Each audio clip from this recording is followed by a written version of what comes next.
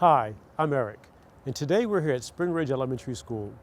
We're going to meet an individual who helps our students to learn and our teachers to teach.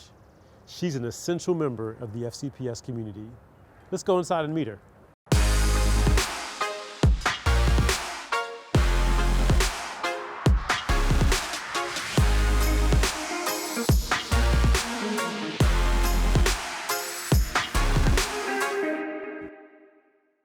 We are here today with Courtney Hatcher, one of our phenomenal school psychologists here at Spring Ridge Elementary School. And as you all know, it's always great being in a building because we hear the sound of footsteps in the hallways and children laughing. So it's nice being here with you and nice being here with our students today, Courtney. How you doing? I'm great, glad to have you here. Thank you. So we're going to start by talking a little bit about your background. We know that you're one of our school psychologists. Before we get into that and what that means, can you tell us a little bit about your background, what brought you to Frederick County? Yeah, so from a long line of teachers, my mom's teacher, aunt's teacher, grandmother, great-grandmother, back to like single building teachers, like single schoolhouses, you know. Knew from the very beginning, did not want to be a teacher. Respect teachers, but the thought of, being trapped in a room all day with kids was not my forte. I do best in small groups, but I love schools. So what I love about school psychology is it gives me the opportunity to work with kids in schools in small groups, being the key word, small groups. I give kudos to any human that can work with 20 kids at a time. That's a phenomenal skill outside of my skill set. But love working with, 3-4 groups of kids at a time. I'm doing really intensive social emotional supports with kids, and then releasing them back to their classrooms and seeing if they can use those skills, in the classroom setting. So that's kind of what's brought me here. I'm obsessed with data and math.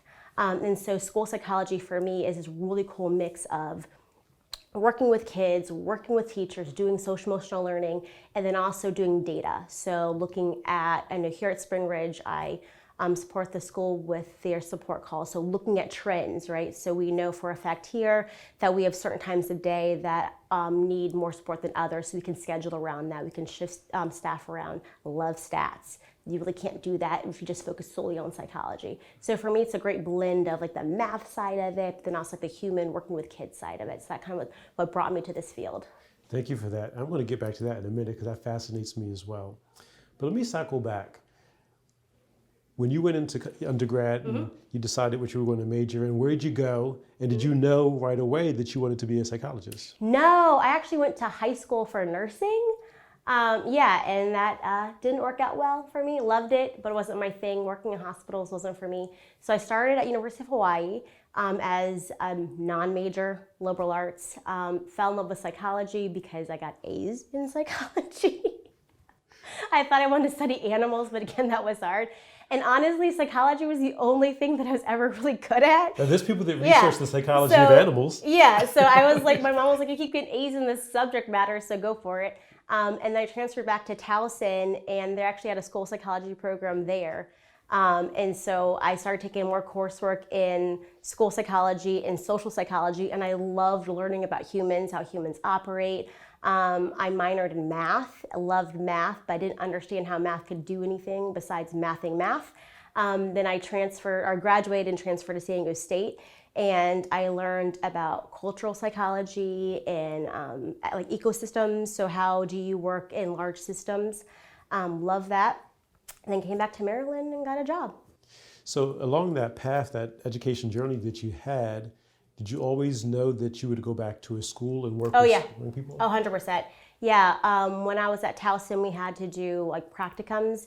And one of my close friends was like, we should work with kids, because she was actually in the teaching program. And I was like, this should be easy, long line of teachers. And then I knew from the jump that I had to do small groups. But once I was working with students with special needs, I just fell in love. Like I just knew that was my God gift. And I just was like, once the bug bites you, you have to stay. And so I just knew that was my passion. And so having the background of the psychology and the social psychology, and then at San Diego learned the behavioral side of it, it was like the perfect thing. And I can't see myself doing anything else because it's just like it's my passion. Sounds dorky, but like that's what I love doing. Not dorky at all. It's when you find your thing and you're passionate and you love it, that's a wonderful thing. Brings me joy. Yeah. So you talked about loving math and loving to dive into the data. And oftentimes we'll see a percentage or we'll see a data point and there's no face behind that. So how do you combine looking at that X% of students are fill in the blank, but also seeing the story behind the number? So talking about data, and with my former employer, I would get data sets of like 2,000 kids. So for example, I would get data sets from pyramid programs or from like our expression programs, and my boss would want me to look at trends as to why are students not moving out of the programs, or what were the needs of those students in the programs. So yes, it's very easy to forget that those are individual kids when you're looking at 2,000 or 4,000 kids at a time. For me, what grounds me is that these are people's babies, these are people's children. And so even though I would get, again, large data sets, and I'm making pivot tables, and I just discovered our studio, so that like brings me so much joy. We can get into that another day, sorry, I'm such a dork. But what grounds me in the work is that we're still making decisions on someone's child, an individual human, right? So while I could say, we have a cohort of students in expressions who aren't moving, or cohort of students in pyramid that are getting stuck, we can then program for that and then continue to move them and provide supports they need. I'm obviously now back in one building, so my data sets are smaller. I might only have, like right now, I think the data set I'm using is like 1,000 kids, but that's not children, that's just intervals, right? So I only have, I think, maybe 500 on that data list, and maybe only 100 of them were kids here in this building that we're seeing, because those are like reoccurring children. So it's easier to say, oh, that's Johnny, or oh, that's Mary, or that's so-and-so. So it's the humanity is easier to tackle when it's just in your building, because you know those kids, you know those backgrounds, you know those stories.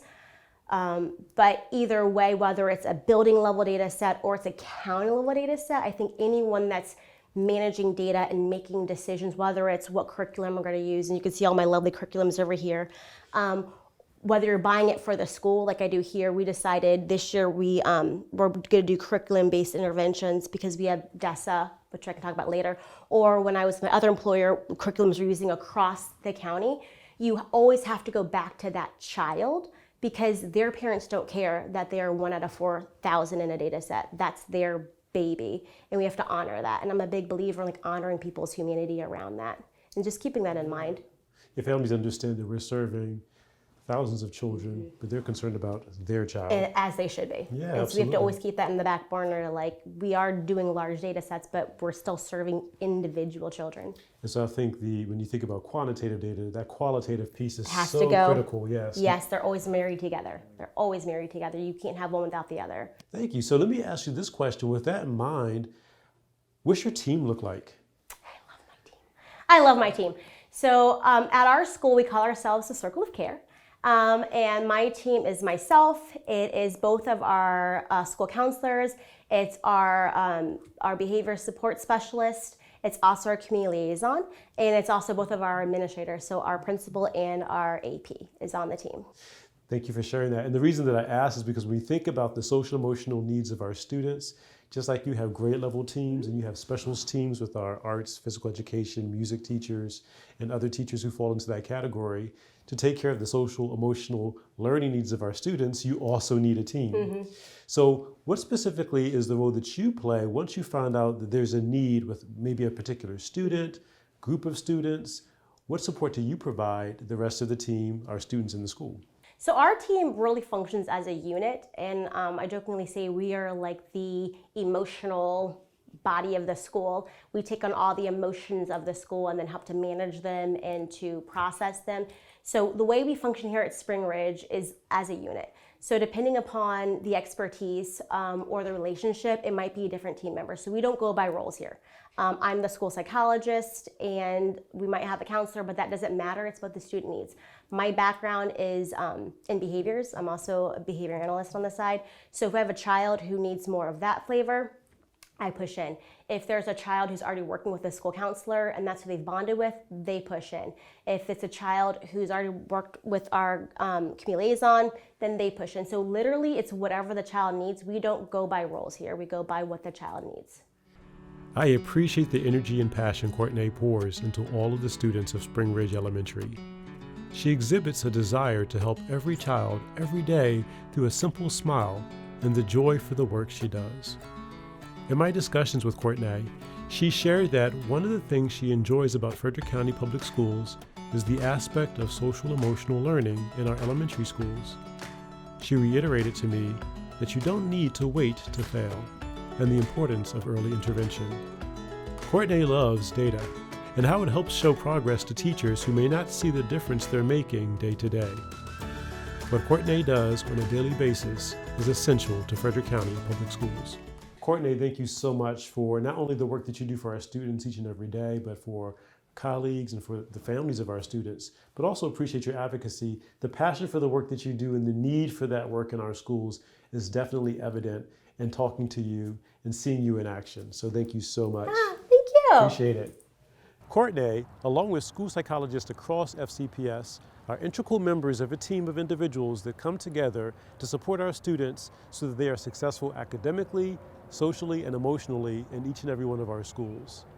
They're there before there is a need, and when there is a need, they're also there to support our students and staff to ensure we're doing everything that we can for each and every child, each and every day. They are essential members of the team, and we appreciate everything that they do.